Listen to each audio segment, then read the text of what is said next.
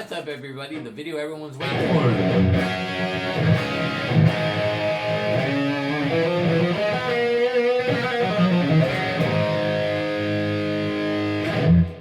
The tone. Is it live or is it Memorex? So, let me roll some of the gain off for you gain haters. For you gain haters.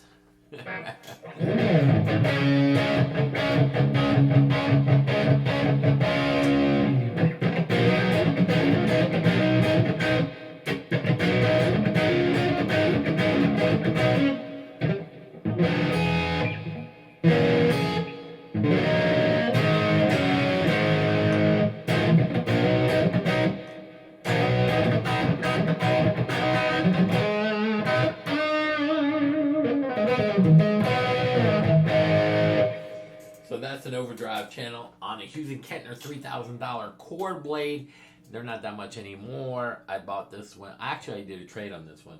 I used to have 3 of these heads, and I always brought them on tour. And I was sponsored, but like companies like Digitech and stuff like that fell out. But this was some of the sound that I used.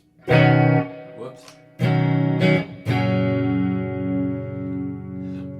And the reason why is I'm straight into the head.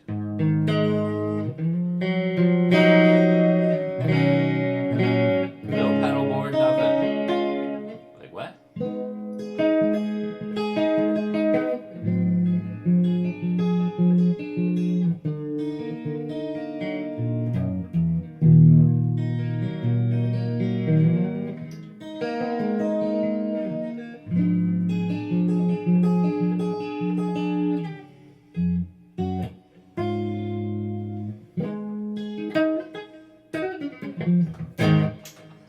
Great tone. Let's go through some of the pickup selections.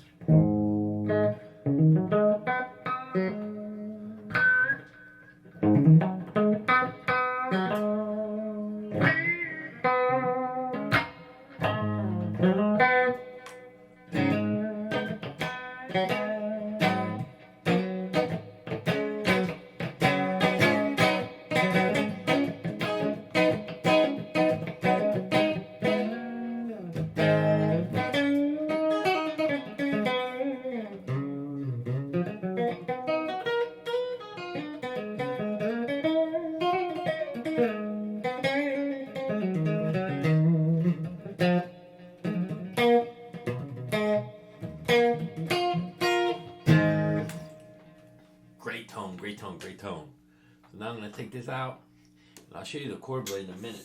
Now let's get did I pull my cable out? Oh, I pulled the cable out. Oh well, let's put her back in. Let's see, I can do this. I can do this.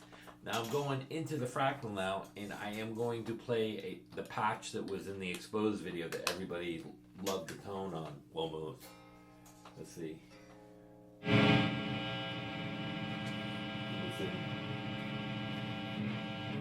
Alright. Let me switch the cable. Did I break my cable? Let's see.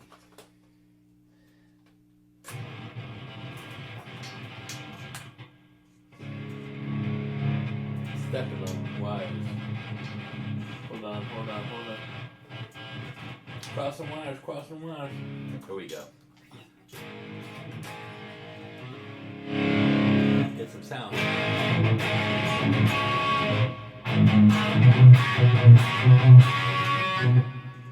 That's gonna sound thick. Let me lower it down a little.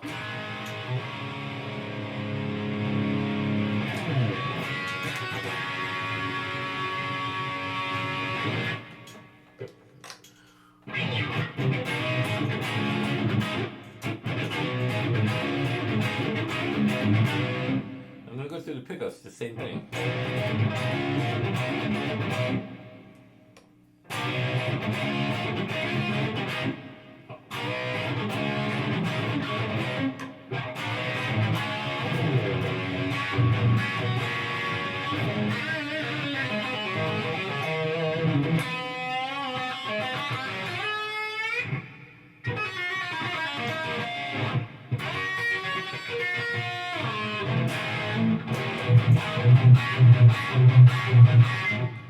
A lot thicker. So let me just go to another patch to get you a.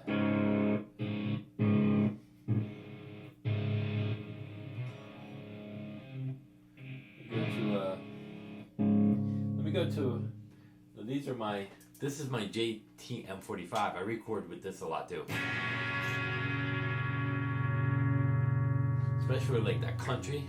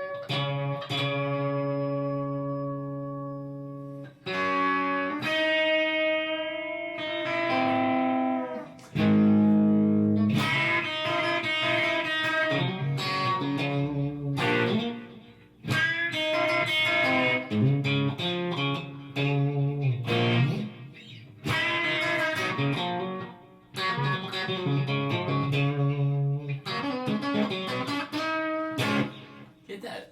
This is the Kiesel, by the way. The Strat is great, but this has more dynamics. Again, different guitars have different tones. Well, let me get to my Marshall. And I know that's going to be loud as hell.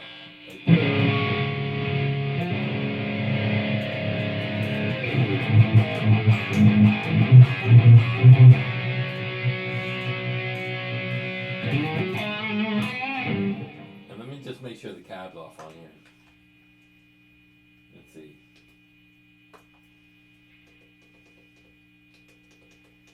Oh no, the cab's on. Oh boy, you gotta take that cab off, bypass that.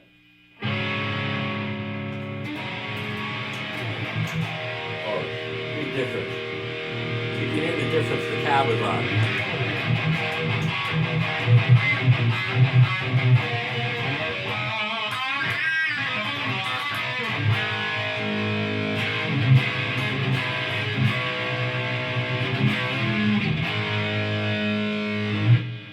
Now if I go here, let me enter here, bypass that cab. So here's a clean patch, like compared to the.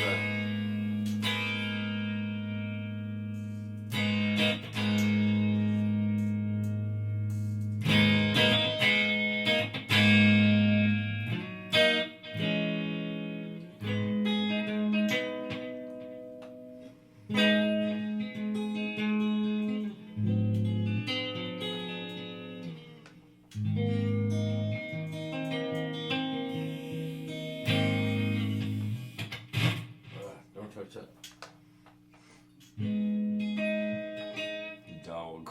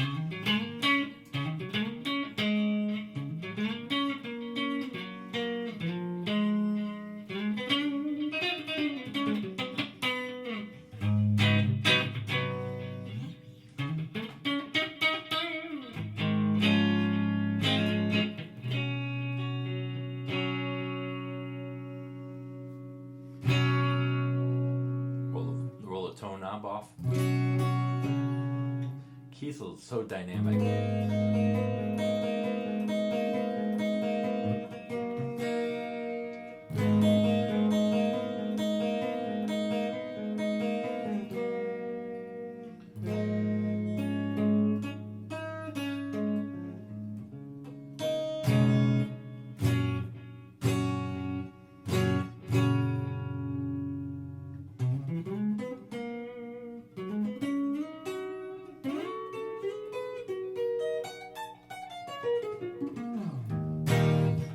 So, what are the pros and cons?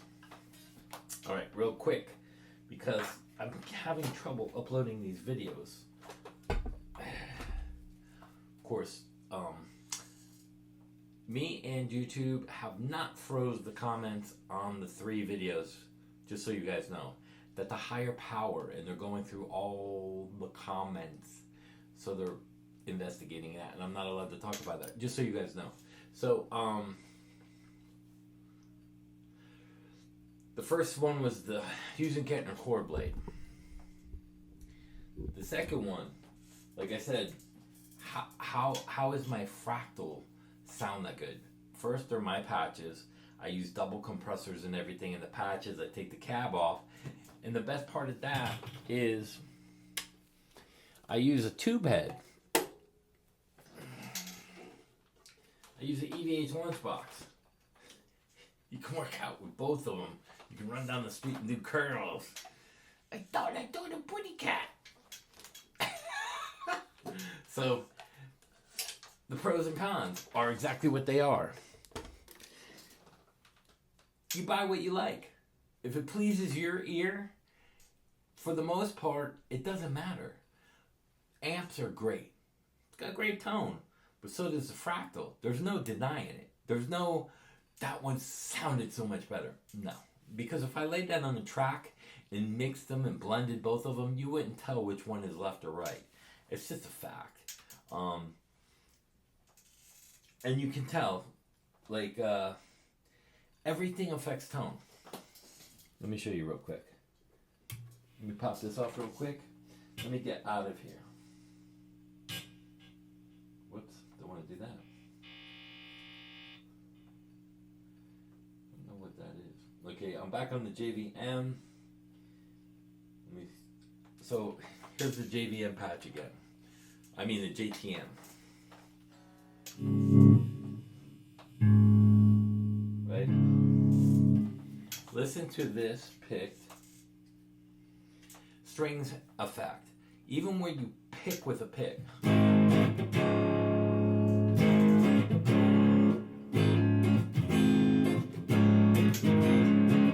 Because the strings have natural harmonics everywhere.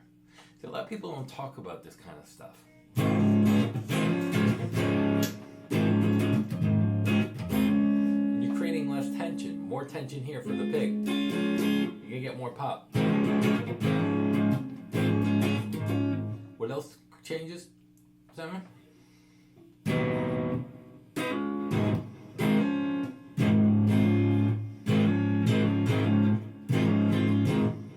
Your finger.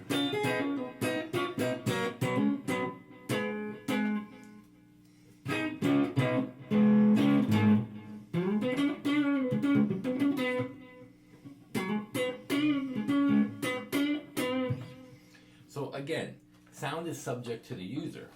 What is going to sound better? That's up to whoever. What I'm saying is, you're not going to tell the difference. Is the modeler that bad compared to the amp, or the modeler that much superior? No, they're about equal in tone. Here's the pro part. They both sound great. Here's the con part, the bad part. That hit over there is with the JCM 900 vintage cab. It's top of the line everything. It's a $3,000 head new, and that cabinet probably goes for around $800 now. It's probably like 15 or 16, I don't know. So you're looking at what, $4,000 or $5,000, and that head, the effects are built into there. I was plugged straight in the head. So you're looking at a $5,000 rig. Plus, if you get a Kiesel, that's $9,000. The money is a problem, but so is the weight. This lunchbox head is 10 pounds. This is probably 5 pounds. I'm still using tube sound to push, but now I can push it with this. And I just go into the return loop of the effects. I'm going through a 4x12, but it's a basing cab. I got it in a trade deal. I know those cabs are $299 new, 4x12. They're incredible cabs. A Bason, B-A-S-S-O-N. If you can find one, pick them up, but make sure they have the original speakers and there's no issue with it. Again, it's all in the beauty of the beholder or the deception of the beholder. Who wants to actually push? Now, like the 59 thing. Now, here's my point about the 59s and why they kind of suck. And I did check my paperwork. 1 to 58 lemon burst, Murphy Lab. So 50, 59, 58, whatever, 60, they're very old. Like your car. If you drove a car with new parts, the wear in them is minimal because the part is new. So at 200,000 miles on a very brand 2025, it's still not going to break down as easy as a 2000 with 80,000 miles because the parts are old, the rubber and the gaskets. So what happens with those old guitars that no one likes to talk about, that I'll go out of my way and talk. Okay, number one, these things, the pots in a 58, 59, 60, they're very intricate inside. They always go out and it's always an issue. The saddles, from the wear of the string with the tension on the saddle, it pushes and grinds and you're moving it around like a razor blade, metal against metal, and it deepens and deepens in pockets, and then the action starts to buzz. And if your neck is a little warped because the truss rod's old or something happened, to find a pristine one in almost like brand new condition is unheard of. Mine aren't in that condition. They look good, they sound okay, but they have issues. That's what no one's going to talk about, the issue part. Now here's the other thing about that. Let me explain why there's so much money. Like vintage rare amps. That's the key word, rare. The problem is the rich people, I bought mine for $8 and $17 back in the 80s. When you have a myth and it's like the unicorn of the Holy Grail. Listen, what's Holy Grail? Ain't nothing holy about a guitar. It's a piece of wood. It was never blessed. They put it in your brain as a marketing tool. They stopped making the Gibsons. You know who makes the best Gibsons in the world? Kalamazoo, Michigan. Still, the same factory with the same machinery. You know what they're called? Heritage guitars, H150. But no one's going to tell you that. I own a couple of those. They're heavy beasts, and they're luthiered by some of the best.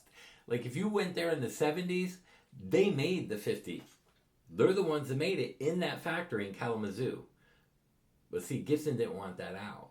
It's just like Appetite for Destruction by Guns N' Roses, right? How many of you guys think that's a Gibson Les Paul? Think about it. Now go look up Appetite for Destruction Gibson guitar.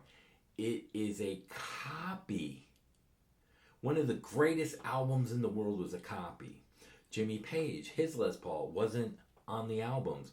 It was Tellys and Strats. Van Halen, one of the greatest rock bands in the world. What did he have on there? A parts caster. So why aren't their sounds holy? It's all in marketing, people. It's like the diamond mines.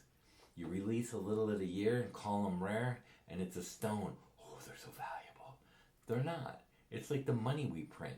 We can print out trillions of dollars and just float it all over the world. But there's no balance. So what do? They hold it. Just like the diamonds. It makes it more rare. So what do the rich people do? They create myths and legends about these holier now than items. And that keeps the prices elevated. That's why I say, me and you, what is my worth? Coming in and looking at all my plaques and platinum records on the wall, it's in my house. Who sees it? Nobody but me, my kid, and my family. So who gives a shit? Really? Who gives a shit? To come in and self-glorify and self-gratification? If you do that, more power to you. I'm not going to knock you. That ain't me. I want to see pictures of my family as we grow, because that's what I love. I don't love a Gibson 59. I don't love my Kiesel. I don't love my Hughes and Kettner Corbett. I love them for what they are, which is a material item. That love is different. I hope that makes sense. It's kind of like the credit thing. If you have 50,000 credits of song tracks and you never wrote a lick in your life, you just added a track, a guitar part to this track, that track, this track. I don't care if you have 20,000. You still didn't reach the pinnacle success, the legendary status of a Frank Marino or a Journey or Ramones or Def Leppard or a Pantera. What makes you worth is what they buy. So let's say you did 6,000 tracks, right? For an example, you're a brand new session player, the hottest thing in the world. You did 6,000 tracks to your resume, but not one of those albums sold more than 100. When one of theirs sold millions, like a Def Leppard. Where's the value? You know who creates the value? The people, just like the rich elite, create the value on a mythological 58, 59, 60. Now you're starting to kind of understand. It's bullshit. It's bullshit. Who cares who you are? Who cares about a credit? It's only worth its weight if it's wanted by everybody. So you create a myth, a legend. You know? Look at Roots, the movie Roots. Alex Haley admitted he created a mythical thing to give the people hope. It was a lie. So it's only worth its value by how it's marketed. And if people, like the Guns N' Roses, everyone thinks that's a Gibson Les Paul on Appetite for Destruction. It's not. It's a copy that his manager had made for him because Slash had no money. Myth. So what's Gibson do? Market an Appetite for Destruction Les Paul, and it's not even that. It's not on the record. So who loses? Who wins? The companies, not us. The rich people that are elite. And believe me, I have plenty of money. You guys saw it, and I don't like to brag about that because it's paper. Who wins? That's why I'm here to help. I am a humane, charitable person.